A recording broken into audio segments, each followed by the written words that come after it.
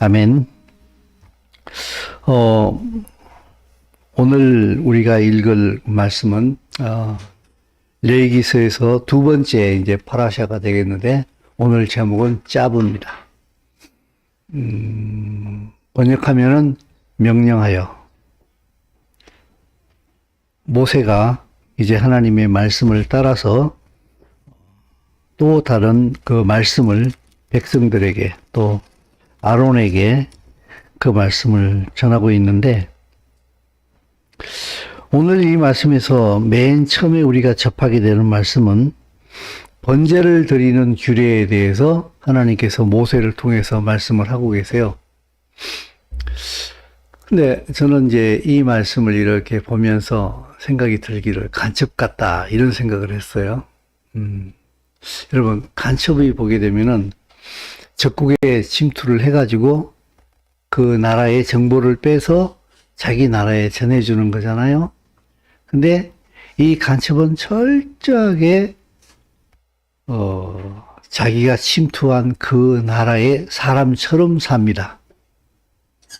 그죠? 그 나라의 그 동네의 사람과 100% 똑같이 살아갑니다.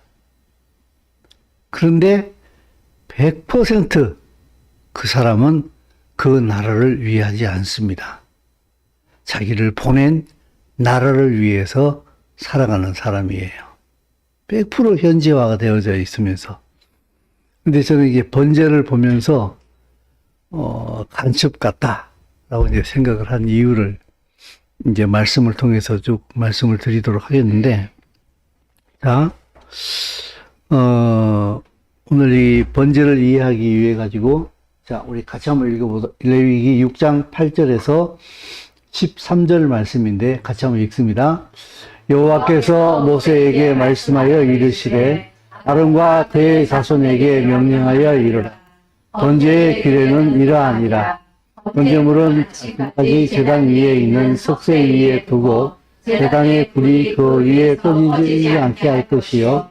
제사장은 세마포 긴 옷을 입고 세마포 속바지로 하체를 가리고 제단 위에서 불태운 번제의 재를 가져다가 제단 곁에 두고 그 옷을 벗고 다른 옷을 입고 그 재를 쥐면 닦아 정결한 곳으로 가져갈 것이요. 제단 위에 물은 항상 피워 꺼지지 않게 할지니 제사장은 아침마다 나무를 그 위에서 태우고 번제물을 그 위에 벌려놓고 화목제의 기름을 그 위에서 불사를 지며 불은 끊임이 없이 제단 위에 피워 꺼지지 않게 할 것이라. 아멘. 이게 이제 번제의 규정인데,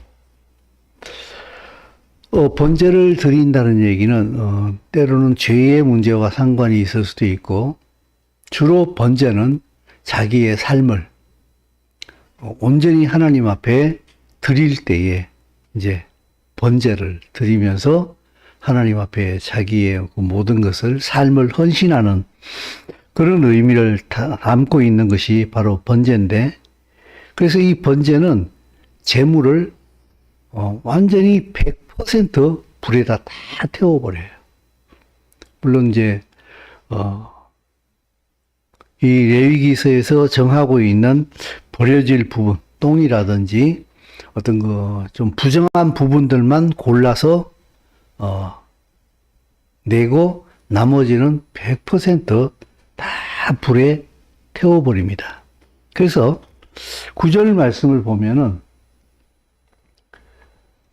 이 제단 위에 있는 석쇠 위에 번제물을 올려놓고서 제단의 불이 꺼지지 않아야 된다는 것이 굉장히 중요한 규정이에요. 불러서 완전히 태워버립니다. 자, 그런데 여기서는 보게 되면은 죄를 어떻게 처리할 것인가에 대한 어떤 우리가 생각하지 못한, 우리 번제, 제사를 드린다 이렇게 하게 되면은 불태우는 걸 먼저 생각하는데, 여기는 재미있게도 죄를 얘기하고 있어요. 그래서 10절 말씀을 보게 되면은 제사장은 세마포 긴 옷을 입고 세마포 속바지로 하체를 가리고 제단 위에서 불태운 번제의 재를 가져다가 제단 곁에다가 두고 지금까지 그가 제사를 드릴 때 입고 있던 그 옷을 벗고 다른 옷을 입고 그 재를 진영 바깥 정결한 곳으로 가져가라. 재밌게도 그 번제를 드릴 때 나오는 재에 대한 규정을 하나님께서 말씀을 하고 있어요. 예전에 우리가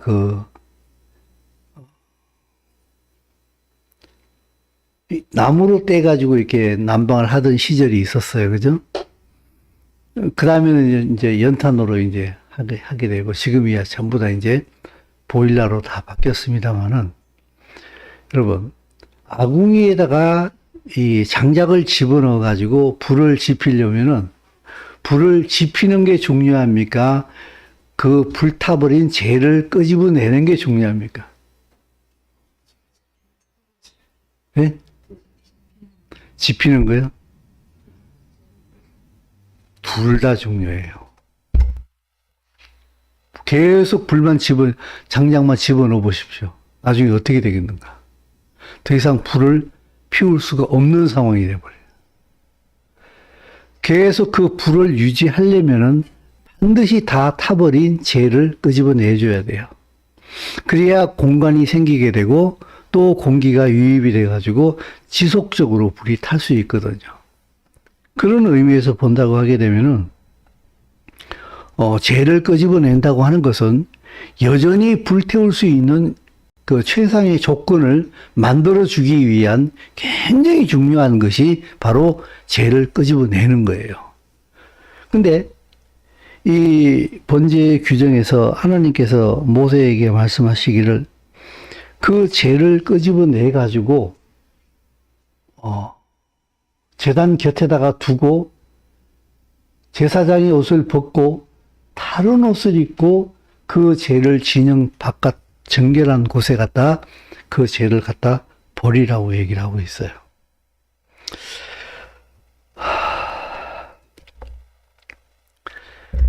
이 다른 옷은 히브리어를 보게 되면은 아헤림으로 나와 있는데 그게 아헤르라는 뜻이에요. 근데 이거는요, 굉장히 부정적인 의미를 담고 있다 그래요.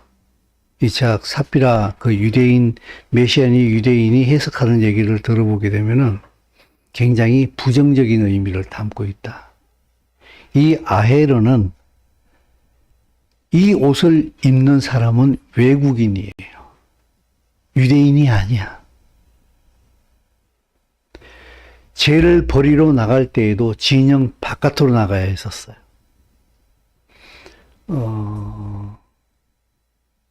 약 그 성막이 있는 데서부터 한 2000 규빗이 떨어져 있었다 그래요. 그러니까 거의 한 1km 정도는 떨어져 있었던 것 같아요. 그곳에 갔다가 죄를 갖다 버려야 돼요. 근데 죄를 버리러 진영 바깥으로 나간다는 얘기는 하나님과 관계가 끊어진다는 걸 의미한다는 거예요. 이게 참 많은 메시지를 담고 있다는 생각이 들어요. 예전에 말씀을 전할 때에 요셉이 유대인이었습니다마는 요셉은 형들에 의해서 애굽에 팔려간 다음에 완전히 애굽 사람이 되어 있었어요. 완전 애굽인의 옷을 입고 있었어요. 형들이 전혀 요셉을 알아보지 못했어요. 물론 애굽의 국무총리였기 때문에 상상도 못한 일이었으니까 물론 그런 부분도 많이 작용을 했으리라는 생각이 들긴 합니다만은 요셉은 완전히 애굽 사람이 되어 있었어요. 다니엘은 유대인으로서 바벨론의 포로로 끌려갔습니다. 그리고 바벨론이 멸망한 다음에 메대와 페르시아를 건너가지고 여러 시대를 살았습니다만은 다니엘도 역시 보게 되면은 그 페르시아의 파사의 관리로서 평생을 살았던 사람이에요. 가만 보게 되면요, 이들은 완전한 유대인이었습니다만은 그 나라에서 완전히 애굽인으로 그리고 페르시아 사람으로 살았어요. 그런데 그들은 절대로 자기가 누구인지 정체성을 잃지 않았어요. 그래서 내가 마치 간첩 같다 하는 생각을 한 거예요. 여러분, 누가 간첩이 되어야 되는 줄 아십니까? 우리가 바로 하나님의 나라에서 보냄을 받은 간첩들입니다. 우리는 이 땅에 살면서 철저하게 세상 사람처럼 살아갑니다. 그들이 먹는 음식을 먹고 그들이 입는 옷을 똑같이 입고 그들과 같이 호흡하며 같은 직장에서 같은 일을 하고 같은 시간에 출근하고 같은 시간에 퇴근하고 같이 희노애락을 겪습니다. 그러나 목적이 달라요. 이게 목적이 같아지면은 끝나는 거예요, 그때는.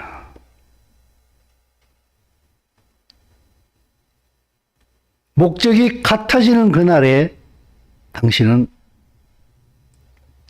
정체성을 상실하게 되면은 큰일 나요. 다니엘이나 요셉은 절대로 그 정체성을 잃지 않았어요. 모르드게도 그 정체성을 잃지 않았어요. 에스더도 그 정체성을 잃지 않았어요. 모세는 한때 잃었는가 했는데 도로 찾았어요. 이게 바로 제사장이 죄를 버리러 진영 바깥으로 갈 때에 다른 옷을 입고 가는, 아헤르의 옷을 입고 가는 의미예요. 완전히 세상 속으로 들어가 버리는 거예요.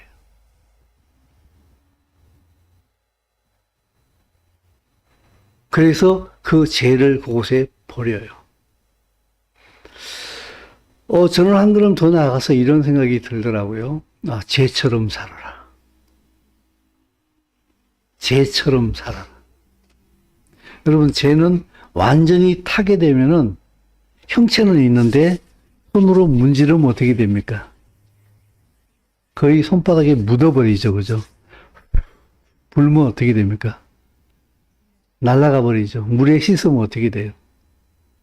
흔적도 없이 사라져 버리죠, 그죠?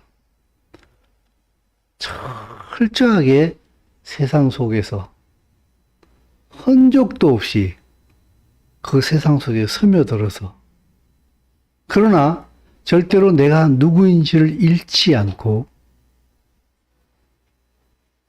하나님의 나라를 살아가는 주의 백성으로 살아가야 된다 하는 것이 바로 이 아헤르, 다른 옷을 입고 죄를 버리러 나가라고 하는 이 번제에서 주는 하나님의 말씀의 메시지가 아닌가 이렇게 생각을 합니다. 더군다나 이 번제는 하나님 앞에 드리는 헌신을 의미해요. 우리의 삶이 매 순간 이 세상 속에서 하나님의 사람으로서의 정체성을 잃지 않고 세상 속에서 살아가는 것이 바로 우리들의 삶이다. 나는 그리스도인입니다 하면서 식당에 가서 밥 먹을 때에 굳이 두 손 모으고 이러면서 그리스도인의 정체성이 있는 삶은 살지 않아. 마치 밥 먹을 때에 기도하는 것이 그리스도인의 정체성을 표시하는 것처럼 생각하는 사람들도 있어요. 나쁘지 않아요. 그러나 당신이 아무도 기도하지 않고 밥을 먹었을 때에 당신 혼자 두 손 모으고 식사를 했다고 하게 되면은 그 그리스도인으로서의 책임성 있는 삶을 살아야 돼요.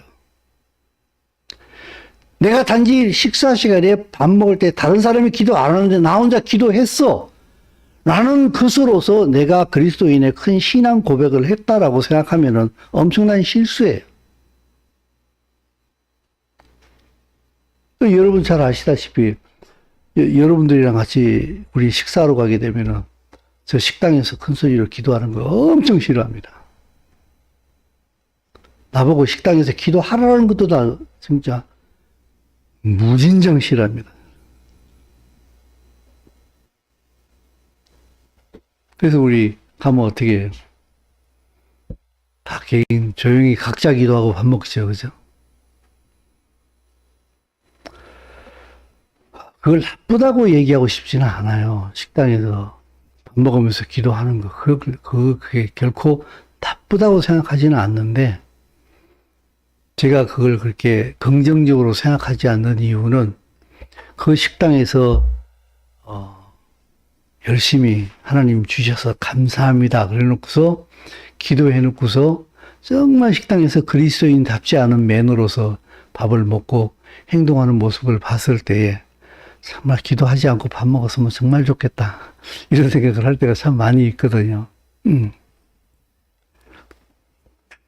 정말 세상 속에서 그리스도인의 정체성을 잃지 않고 살아가야 되지 않겠는가. 제가 어저께는 토요일 날에는 정말 거의 하지 않는 이상한 행각을 한번 했어요. 왜냐하면 제가 월요일부터 이 말씀을 묵상하고 있었거든요. 그래서 세상 속에서 재처럼 스며들어가서 그곳에서 정체성을 잃지 않고 살아보라. 이런 생각이 들어서 문득 이제 제가 한번 도전을 해본 거예요. 근데 도전이라고 하기에는 너무 이제 작은 일이라서 사실은 도전이라고 할 것도 없는데 저로서는 그게 정말 좀처럼 하지 않는 일이기 때문에 어저께 토요일 날 자전거 타고 저 당림리 갔다 왔어요. 전철 타고 강촌역에 내려가지고 거기서부터 자전거를 타고 산을 넘어서 춘천까지 가가지고 춘천에서 전철을 타고 저는 이제 산흥에 다시 이렇게 내려서 집으로 왔는데 한 68km 정도 자전거를 탔어요. 산길 또 도로 포함을 해가지고 완전 세상 사람들이죠. 산에 가면서 그냥 가다 김밥도 먹고 간식들도 많이 싸가지고 왔다고 봤더니 같이 먹고 줄곧 내가 가면서 그런 생각을 되게 많이 했어요. 이 세상 사람들 속에서 나 예수 믿는 사람이에요 말하지 않고서 나는 이곳에서 전혀 다른 가치관을 가진 사람으로서 이들과 함께 같이 하고 있다라고 하는 거. 나쁘지 않았어요. 그래서 이것도 목회의 한 부분이라는 생각이 들더라고요. 그래서 앞으로 자주 한번 가볼까 이제? 이거 괜찮은데? 이들과 같이 먹으면 잔치국수 같이 먹고 뭐 이렇게 한편으로는 재밌기도 하면서 그곳에서 결코 그들과는 전혀 다른 가치관을 가진 사람으로서 그들과 똑같은 옷을 입고 있고 이 옷이라고 하는 것은 무슨 자전거 탈 때 입는 옷이라는 그런 의미라기보다는 그들과 같이 행동을 하고 있으면서도 그들과 전혀 다른 하나님의 나라의 가치관을 가진 사람으로서 내가 그들과 함께 같이 하고 있다라고 하는 거. 그래서 정말 전혀 다른 옷을 입고 있습니다만은 세상 사람들의 옷을 입고 있습니다만은 그들의 가치관이 아닌 하나님의 나라의 가치관으로 정말 죄처럼 흔적도 없이 그들 가운데 스며들어서 같이 살아가는 그 삶. 그래서 그들에게 영향력을 끼치고 있는 삶. 여러분 어떻습니까? 우리가 바로 그런 사명을 가지고 이 땅에 살고 있는 거예요. 직장을 다니고 있는 거예요. 그리고 그 죄는 계속 끄집어내줘야 돼요. 계속 죄를 끄집어내야지 계속 장작을 집어넣을 수 있는 거예요. 죄는 저 바깥에 갖다 버리는 거예요. 우리의 삶은 예배당 안에서도 중요합니다만은 정말 중요한 것은 예배당 바깥이에요. 그 진영 바깥이라고. 죄가 버려지는 그 지점. 그곳에 가서 비로소 예배당 안에서 성막 안에서 번제를 드려지는 그 의미가 행해지는 곳은 바로 바깥이에요.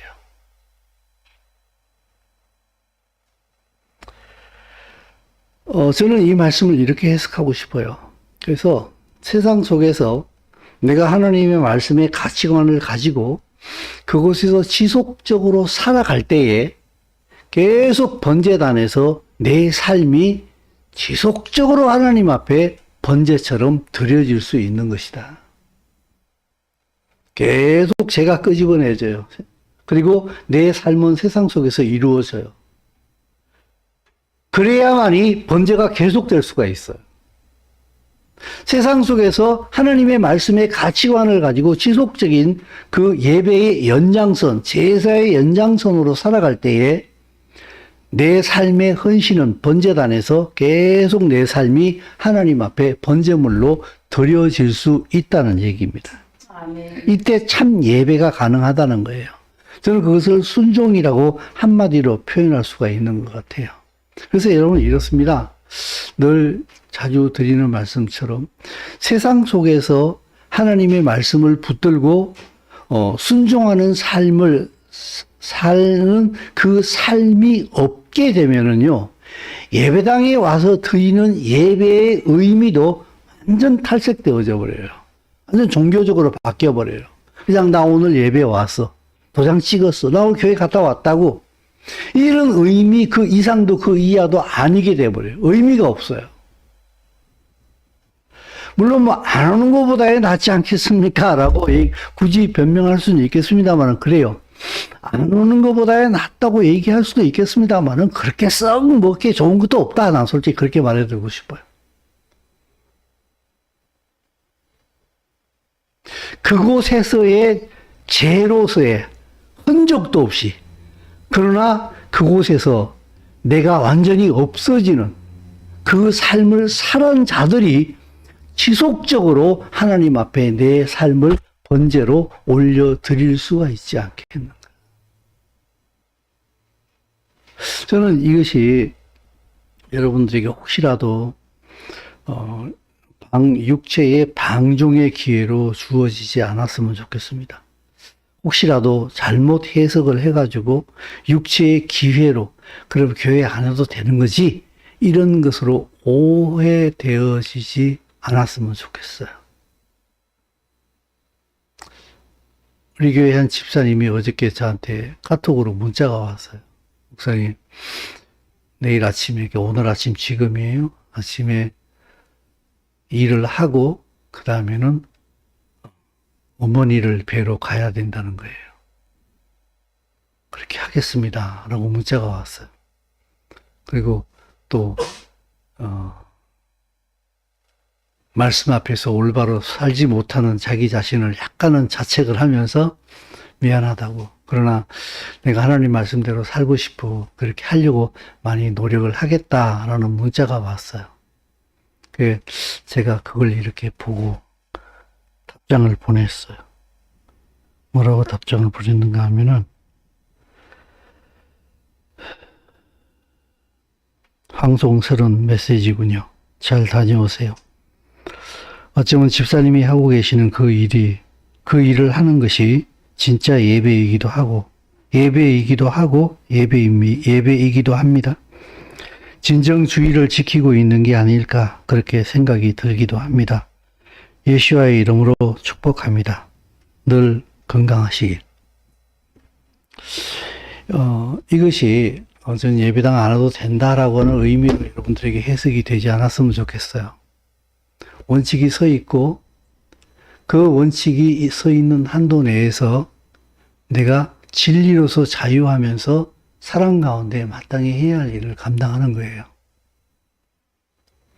늘 직장 일에 쫓기다 보게 되면 어머니를 보살필 수 있는 시간이 없어요. 그게 유일하게 주일날밖에 없는 거야. 그럼 어머니를 보살피러 가는 거예요. 나는 그게 예배다. 이렇게 정의를 하고 싶은 거예요. 아싸, 이제 우리 아버지, 어머니를 보살피러 주일날 거기 가야 되겠다. 해석은 여러분 마음입니다. 그러나 진리 가운데 당신이 무엇을 선택하느냐, 그것은 사랑입니다. 그러니까 정말 중요한 것이 무엇인가 하게 되면요. 하나님 앞에서 그 진리를 붙들고 세상 속에서 그 진리로 인한 삶이 계속 되어져야만이 비로소 예배당 안에서 성막 안에서의 정상적인 예배가 이루어질 수 있다고 하는 것을 말씀을 드리는 거예요. 아멘. 그렇지 않고서는요, 계속 우리는 이 주일날 드리는 예배 있잖아요. 이게 우상숭배로 넘어가요. 어떻게 되는가 하게 되면은, 내가 이렇게 피곤한데도 주일날, 눈곱 띄고, 졸린 잠을 떨치고 예배 나왔다고.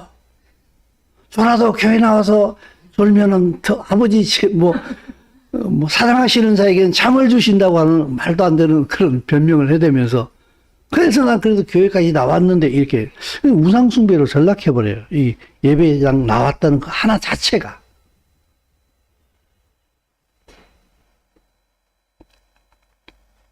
우리가 드리는 이 예배는 세상 속에서 그리스도인다운 삶을 살기를 위한, 어떻게 보면 이곳에서 준비 작업이에요.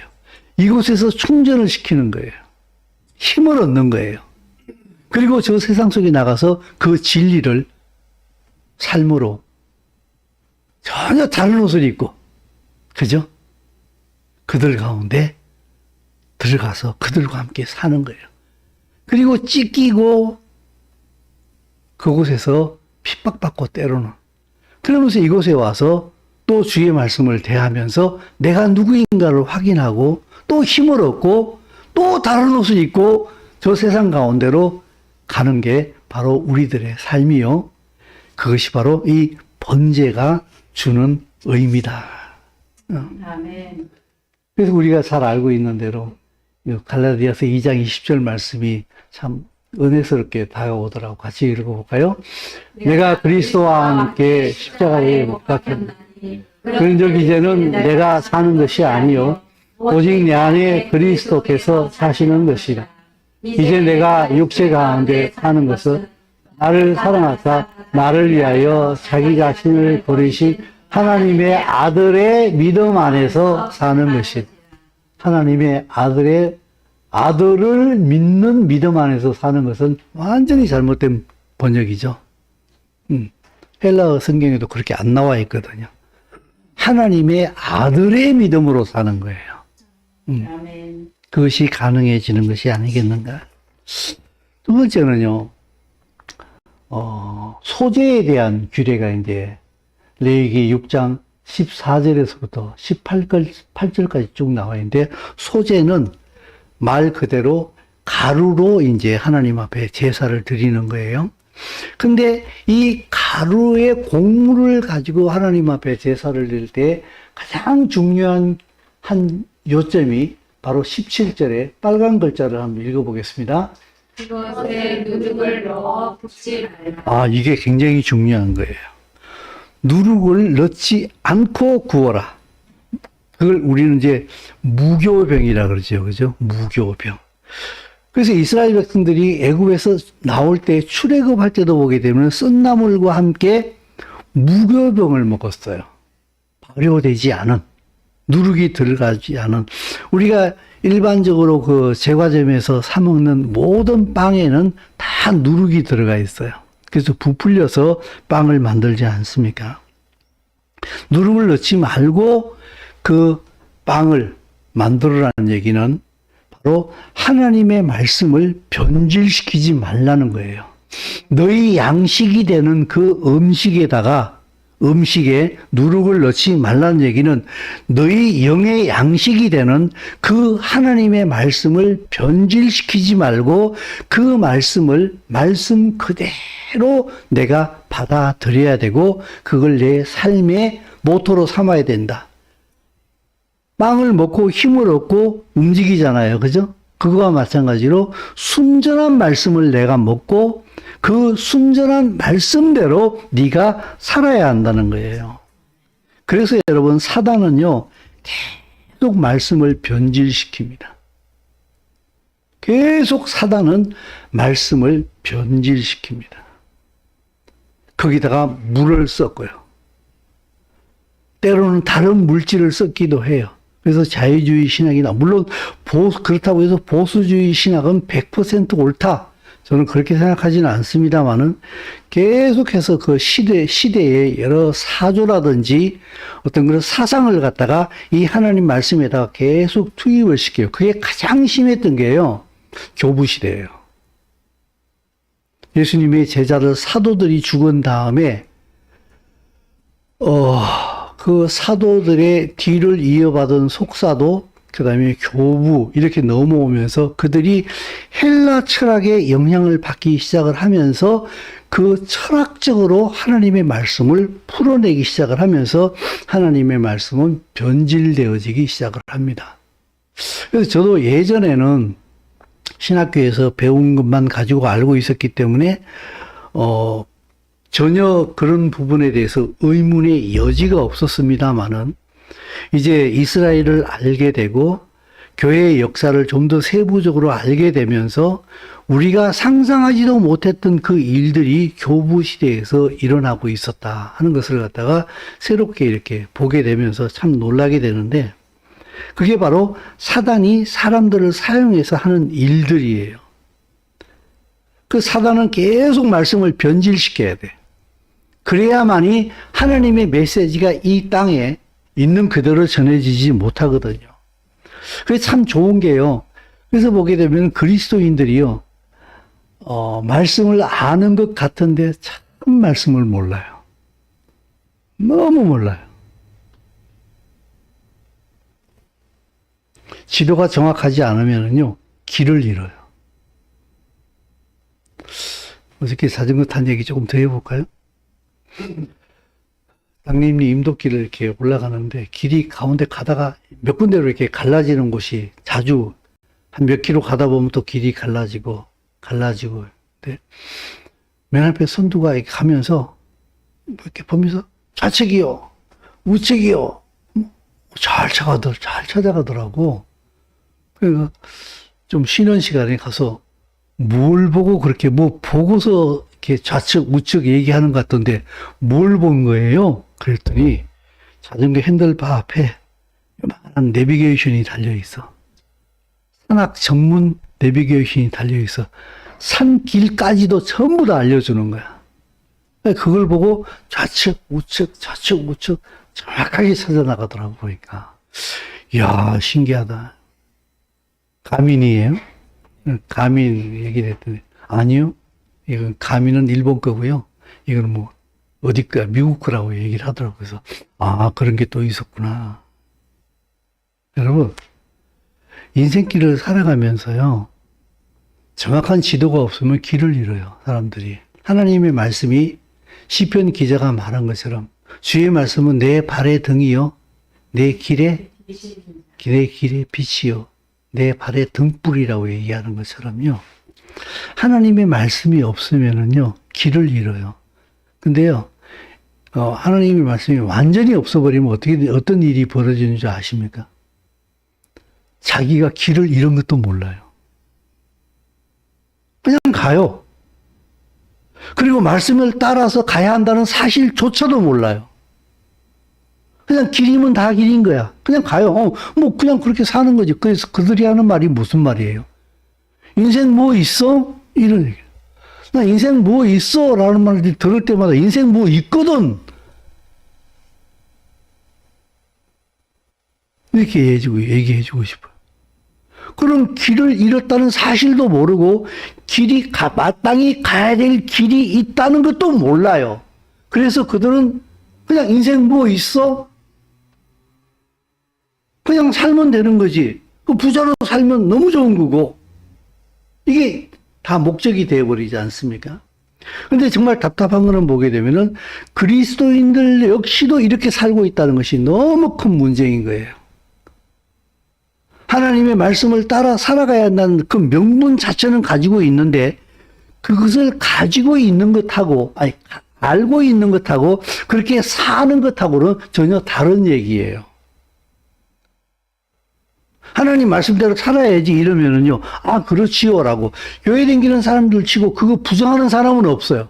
그런데 세상 속에 가게 되면은 그들은 하나님의 말씀을대로 살아야 한다라고는 아무런 부담이 없어요. 그리고 조금 더 나은 그리스도인은 또 어떤 줄 아십니까? 그렇게 해야 되는 줄 알고는 있고 그렇게 하고 싶기는 한데 또 못해. 또 뭐라 그래요? 연약해서요. 연약해서. 말씀에 무지한 부분이 너무나 많이 있다는 생각이 들어요. 예수 믿고 하나님의 나라는 없고 예수 믿고 내 나라만 추구하면서 살아갑니다. 그건 우상 숭배를 하고 있다는 사실을 전혀 모릅니다. 예배를 드리는 걸 너무 좋아합니다. 그러나 그런 사람이 드리는 예배는 우상 숭배의 예배예요. 근데 내가 예배 드리고 있다는 그것 자체만으로도 큰 무기가 돼버려요. 내가 얼마나 예배를 자주 드리고 예배를 절개하는 줄 알아. 이렇게 얘기한다. 누구를 위한 예배인가? 자기 마음의 위안을. 그래서 예수 믿는 사람들 가운데 왜 예수 믿냐 그러면 마음의 평안함을 위해서 믿는데. 이거 완전 오답이거든요. 예수를 믿으면 마음의 평안이 없다는 얘기가 아니에요. 근데 여러분 예수 믿는 게 당신의 마음의 평안을 위해서 예수 믿는 것입니까? 그건 아니거든요. 절대로 아니거든요. 그건 그냥 주어지는 부산물일 뿐이에요. 하나님의 나라에 들어갔기 때문에. 내 평안이 목적이 아니에요.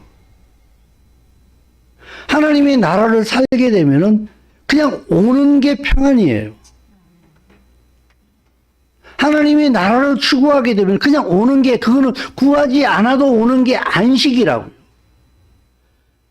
그냥 주어지는 것에 목적을 두어버리게 되면 완전히 길을 잃게 돼버려요. 우상 숭배로 전락해버리게 됩니다. 그건 여러분 우리 지금이야 좀 그렇습니다만 목회자가 되려면은 주의 종이다. 십자가의 길을 걸어간다. 주의 길을 간다. 그런 얘기 많이 하지 않습니까? 저는 옛날에도 신학교 갈 때도 정말 내 온몸에 뽀드락지가 돋아날 정도로 그런 말을 싫어했어요. 왜냐하면은 그때도 제 생각은 그랬어요. 당신들도 똑같거든. 만약에 내가 목회자가 되겠다고 신학교를 갔다고 하게 되면은 그거는 하는 일이 조금 다를 뿐이지 삶은 당신도 나랑 똑같아야 되거든 라는 생각을 가지고 있었고, 그래서 넌 주의 종이니까 이렇게 해야 되라고 계속해서 얘기했을 때 나는 거꾸로 짐을 나한테만 다 징겨져 놓고서 지들은 뺑뺑뺑뺑 놀고 싶어 한다는 그런 생각이 더 많이 들었어요. 그래서 내가 그런 말을 굉장히 저는 듣기 싫어했어요. 그런데 그 생각은 지금도 바뀌지 않고 있어요. 그런데 그래서 세상 사람들, 이 많은 그 그리스도인들이, 평신도들이 생각하는 목회자, 그들은 주의 일을 하는 사람들이야. 예, 맞습니다. 그런데요, 이들이 우상 숭배를 할 수 있는 가능성은 훨씬 더 많습니다. 목회를 하되 교인을 늘리는 데에 목적을 두고 예배당 짓는 데에다 목적을 두고 헌금 액수를 올리는 데에 목적을 둔다고 하게 되면은 그 목회자는 목회의 이름을 빌어서 완전히 우상 숭배하고 있는 사람이에요. 차라리 하지 않는 게 더 나아요. 그래서 제가 목회를 하면서 제 마음속에 늘 한켠의 자리를 잡고 가시처럼 저를 아프게 찌르는 게 있어요. 너 왜 설교하는데? 교인이 한 명 주일날 빠지면 왜 화가 나는데? 왜 속상한데? 길게 추적할 필요도 없어요. 그게 바로 나 때문이라는 게 0.1초 만에 발각이 되거든요. 그게 너무 괴로워요, 저는. 그걸 부수고 계속해서 앞으로 가야 한다 하는 게 저에게 너무 큰 짐이에요.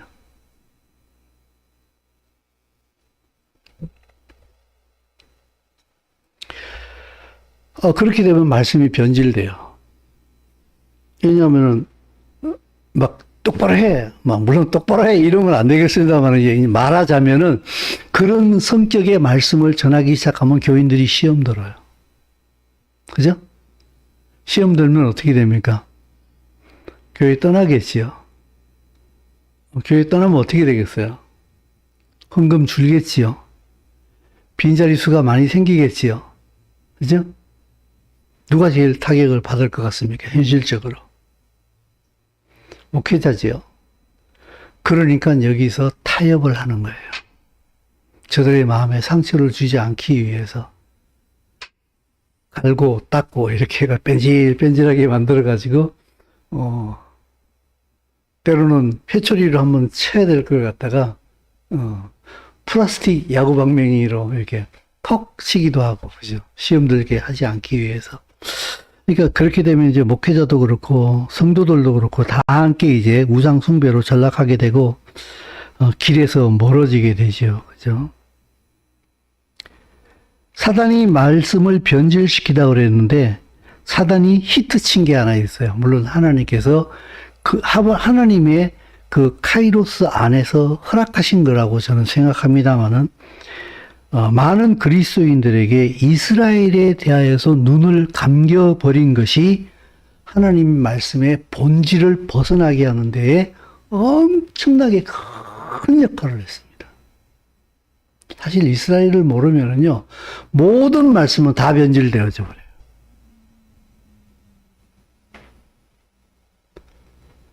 그 2차 세계대전 그 영화들이 참 많잖아요. 벌지 전투라는 그 영화를 보게 되면은 그 미군으로 위장한 독일 군들이 이렇게 침투해 가지고 미군들이 이제 쫙 이렇게 독일 진영으로 막 들어오고 있는데 그 미군으로 변장한 그 독일 군들이 가가지고 이렇게 길 표지판이 있는데 표지판을 반대 방향으로 딱 돌려버려요. 길이 삼거리로 갈라져 있는데 저쪽으로 방향을 돌려버려요. 그 미군들이 쭉 이렇게 오다가 표지판 보고 이쪽이래 이러면서 딴 방향으로 막 가버려요. 그게 이스라엘을 모르는 것과 똑같아요. 전혀 말씀이 하나님의 나라의 본질의 핵심을 다 잃어버려요. 그래서 그리스도인들이 예수 믿고 복받는 것에 꽂힐 수 있는 이유가 무엇인가 하게 되면은 이스라엘을 잃어버렸기 때문에 그래요. 이스라엘이 없어지면은 하나님의 나라가 없어지는 거예요. 제가 어저께 이제 이 말씀을 이렇게 준비하면서 제가 자전거 얘기를 자꾸 해서 죄송합니다. 이렇게 이제 설교 준비를 이렇게 하다가 그 이제 한번 라이딩 갔다 오면 사진을 갖다가 전부 다 이렇게 밴드에다 올리더라고. 그 밴드에다 이렇게 올렸는데 역시 이제 사진이 한 100장 정도 이렇게 올라와 있더라고. 올라와 있는데 그 사진 속에 한 사람이 이런 게 있었어요. 자전거 타는 기술을 하나 올려놓은 거예요. 뒷바퀴를 이렇게 드는 기술인데 그걸 엔도라고 얘기를 하는데 그걸 이렇게 하는 겁니다. 이렇게 올려놓은 거예요. 근데 저는 그걸 보면서 딴 생각을 했어요. 자기는 못하는데, 이거 이렇게 합니다라고 다른 데 영상을 퍼와가지고 이렇게 올리는데 너무 자신만만하게 이렇게 하는 거라고 올려놓은 거예요. 그걸 내가 딱 보는 순간에 무슨 생각을 했는가 하게 되면은 너는 왜 그 사람들을 만났을 때에 이 사람들이 유튜브를 통해 가지고 이거는 이렇게 하는 거야 라고 얘기하는 것처럼 이렇게 올려놓는 것처럼 너는 왜 하나님에 대하여서 여기다가 영상 하나 못 올려놓니? 이런 생각이 드는 거예요. 문득. 그래서 그러네. 나는 왜 못 올리지? 계속 추적했어요. 이 사람들은 눈에 보여. 이건 이렇게 하면은 이렇게 되는 거야. 그러니까는 이건 확실한 거야 라고 올려놓은 거야. 신앙은 확실한 게 하나도 없잖아. 또 무형이니까 올릴 게 없잖아. 이런 생각이 드는 거예요. 바로 그 순간에 생각이 드는 게 이스라엘이 있잖아. 그러네. 여러분, 내가 무슨 약을 먹고 내가 그 약에 대한 약효를 확실하게 느끼게 되면은 다른 사람들에게 가서 막 얘기하죠. 그죠? 이 약 먹으라고. 이거 먹으면은 금방 낫는다고 얘기하잖아요. 그죠? 내가 몸으로 체험을 해봤기 때문에. 그죠? 우리가 신앙을 설명을 할 때에 눈에 보이는 물증이 없는 거예요. 근데 우리는 이스라엘을 알고 있는 사람이에요. 하나님의 현존이 증명해 주는 것이 바로 이스라엘이잖아요. 하나님의 자기 존재 증명이 이스라엘이에요. 그래서 사탄이 이스라엘을 지워버리려고 그렇게 혈안이 되어 있는 거예요. 그래서 이스라엘을 지워버리고 나게 되면 하나님의 나라가 없어져 버려요. 나라가 있긴 있는데 그 나라가 어떤 나라가 되는가 하면 내가 죽어서 가는 저 멀리 저 어디인가에 있는 그런 나라가 돼. 허상의 나라가 돼버리는 거예요. 그게 아니라 하나님의 나라는 이스라엘이에요. 그 나라가 확장되어지는 게, 이 땅에서 확장되어지는 게 이스라엘이라고. 그게 하나님의 나라라고요. 그렇죠?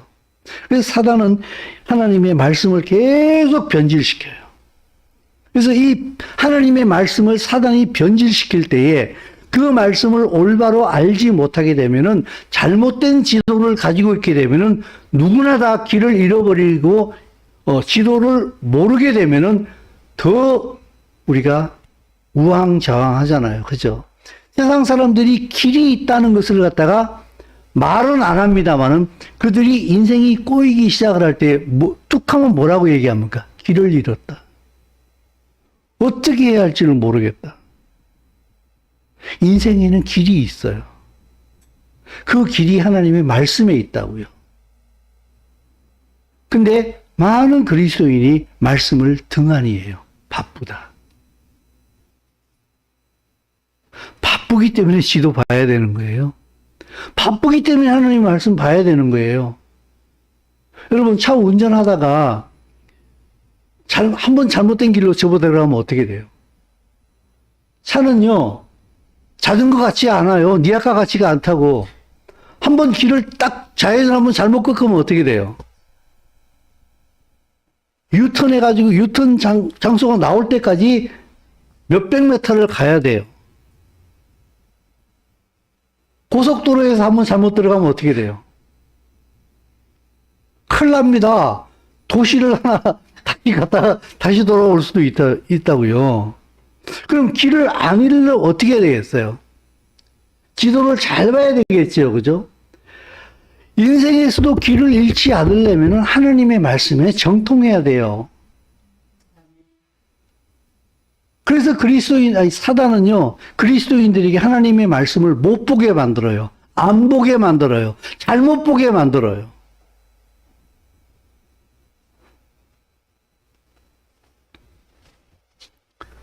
베드로는 우리에게 간절하게 권면을 합니다. 베드로전서 2장에서 보게 되면 2절 말씀을 읽겠습니다. 갓난아기들 같이 순전하고 신령한 젖을 사모하라. 이는 그로 말미암아 너희로 구원에 이르도록 자라게 하려 함이라. 구원에 이르도록 한다는 얘기는요, 하나님의 나라의 백성으로서의 그리스도의 충만한 삶에 이르도록 만드는 거예요. 계속 자라가는 거예요. 구원은 한번 태어나는 것으로 끝나는 게 아니에요. 여러분, 자녀가 여기 이제 애들이 그래도 좀 많이 보이니까 참 좋네요. 그죠? 저희들 손자도 지금 둘이나 태어났습니다. 자, 제가 알기로 예준이가 예전에요. 우리 저 밑에 우림시장 가운데 교회에 있을 때, 그때 우리 겨울 김장했잖아요, 교회에. 그죠? 근데 예준이를 번쩍 들어가지고, 이 김치통 안에다 내 집어넣은 게 기억이 나요. 예, 김치 몇 포기 집어넣는 거, 그죠? 그 통에다 집어넣었더니, 그 통에 쏙 들어가가지고 이렇게, 김치 몇 포기 집어넣는 통에도 들어갈 만큼 조그만 게 예준이었어요. 그 지금 어때요? 또 이렇게 하는 거 봐. 이제 더 컸다. 이제 김치 속에는 안 들어간다. 그래도 김치 냉장고에 들어간다 그래도. 이제 컸다는 거죠. 그죠? 자, 보세요. 어때요? 성장했잖아요. 그죠? 어른이 돼가잖아요. 그죠? 성인이 돼가잖아요. 그죠? 태어나서 그리스도의 장성한 분량으로 자라가는 거예요. 근데 예수 믿고 태어났어. 근데 50년 동안 기저귀 차고 있어, 영적으로. 그 물어보면 맨날 연약하대. 그럼 어떻게 할 거예요, 이게? 심각한 문제인 거예요. 하나님의 말씀으로 자녀를 양육할 줄 아는, 그리고 부모가 같이 커가야 돼요. 같이.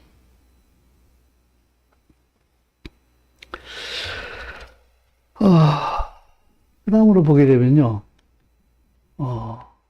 레위기 7장 15절 말씀에 감사함으로 드리는 화목제에 대해서 얘기를 하고 있어요. 자, 같이 읽습니다. 감사함으로 드리는 화목제물의 고기를 드리는 그날에 먹을 것이요 조금이라도 아침까지 두지 말지. 여러분, 화목제물로 고기를 드릴 때에 그 제물로 드리는 고기는요, 그날 다 먹어치워야 돼요. 그 시대에 냉장고가 있어요, 없어요? 양 한 마리 잡으면은요, 온 마을이 다 먹는 거예요. 소 한 마리 잡게 되면 어떻게 돼요? 엄청난 거예요. 그죠? 근데 소 한 마리 잡았는데 그날 다 먹으래. 하나님 말씀 참 재밌어요. 소 한 마리 잡았는데 오늘 다 먹어. 반드시 오늘 다 먹어. 어떻게 해야 되겠어요? 나눠 먹을 수밖에 없는 상황을 하나님께서 만드시는 거예요.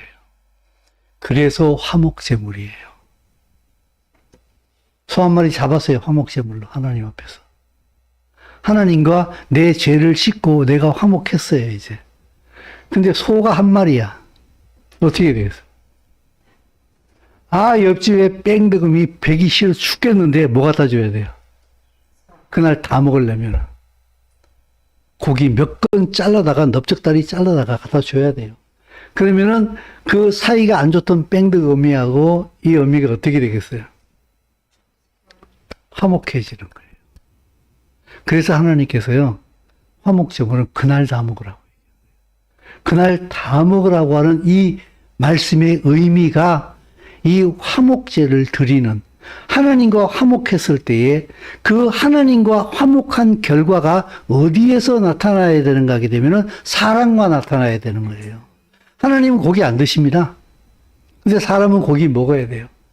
더군다나 이스라엘 이 시대에는요, 회막에서 고기를 잡아야만이, 소를 잡아야지, 양을 잡아야만이 그때 고기를 먹어요.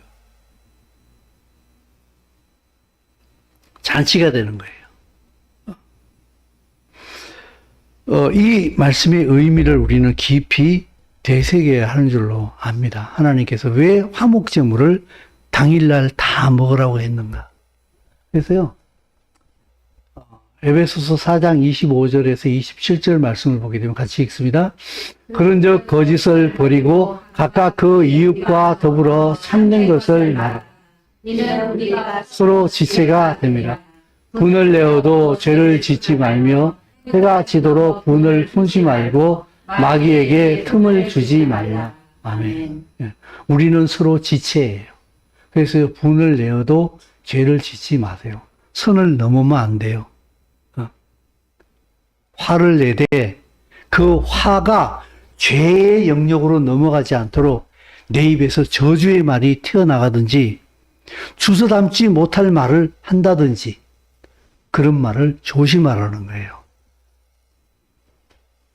그런 말을 하게 되면은 내 마음속에 분을 풀지 않으면은 마귀가 그 내 속에 남아있는 분을 이용해서 나를 시험해요. 그리고 나를 넘어뜨려요. 그래서 빨리 그 분을 예수와의 피로 완전히 씻어버려야 돼요. 없는 일처럼.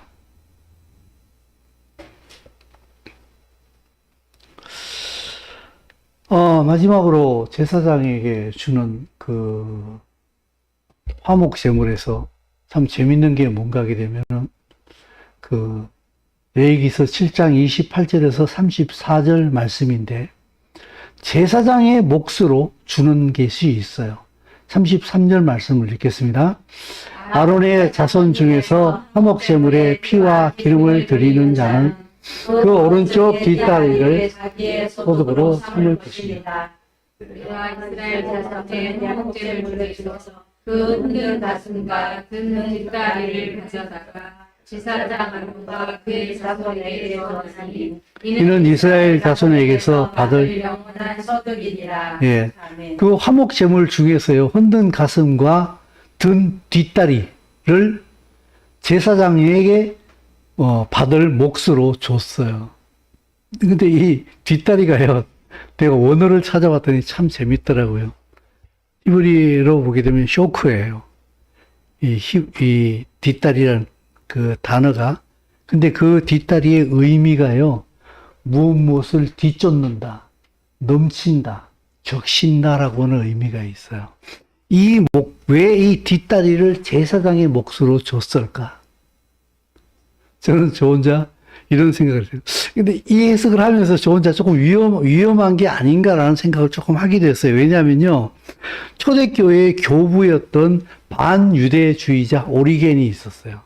저도 참 오리겐을 엄청 좋아했는데, 그가 지독한 반유대주의자라는 사실을 알게 되고, 내가, 그다음부터 끊었습니다만은, 그 오리겐이, 이렇게 해석을 할 때 보게 되면은, 그 토끼를 해석을 할 때에, 토끼가 뒷다리가 깁니다.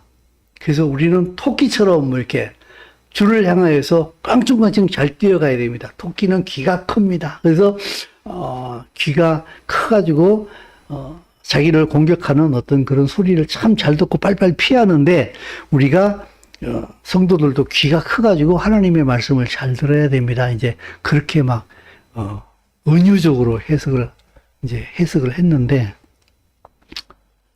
제가 이걸 보면서 이게 나는 은유적인 해석을 하고 있는 건 아닌가라고 하는 이렇게 의심을 내 자신 스스로 이렇게 하면서 이 말씀을 이렇게 했습니다만, 왜 제사장의 몫으로 하나님께서는 그 짐승의 뒷다리를 줬을까?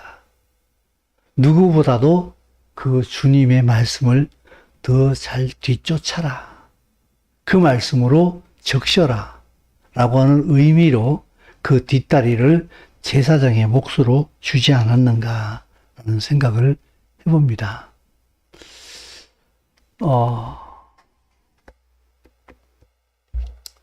지난주에 에레미야 7장의 말씀을 읽었는데, 이 빨간 글자를 보게 되면 지난주에 우리가 한번 읽어봤잖아요. 그죠? 22절에 사실 내가 너희 조상들을 애굽 땅에서 인도해낸 날에 번제나 희생에 대하여 말하지 아니, 명령하지 아니, 오직 내가 이것을 그들에게 명령하여 너희는 내 목소리를 들으라. 그리하면 나는 너희 하나님이 되겠고 너희는 내 백성이 되리라. 너희는 내가 명령한 모든 길로 걸으라. 복을 받으리라 하였으나. 아멘. 근데 사실은요, 내가 너희 조상들을 애굽 땅에서 인도해낸 날의 번제 희생에 대하여 말하지 않고 명령 안 했다 그랬는데, 지금 우리는 뭐 보고 있어요? 명령한 거 보고 있잖아요. 그죠? 이렇게 하라고 명령한 말씀을 보고 있잖아요. 그죠? 근데 몇백 년이 지나간 다음에 하나님께서는 에레미야를 통해서 나 명령 안 했다라고 얘기를 하고 있다. 이게 참 너무 웃기지 않아요? 그죠? 하나님 거짓말 하시는 분인가? 이런 생각을 할 수 있잖아요. 그래서 제가 지난주에 이 말씀을 전하면서 하나님께서는 이 제사를 모든 것을 제정하신 이유는 이 제사의 행위 자체라기보다는 그 제사가 주는 의미를 너희들이 잊지 않아야 된다.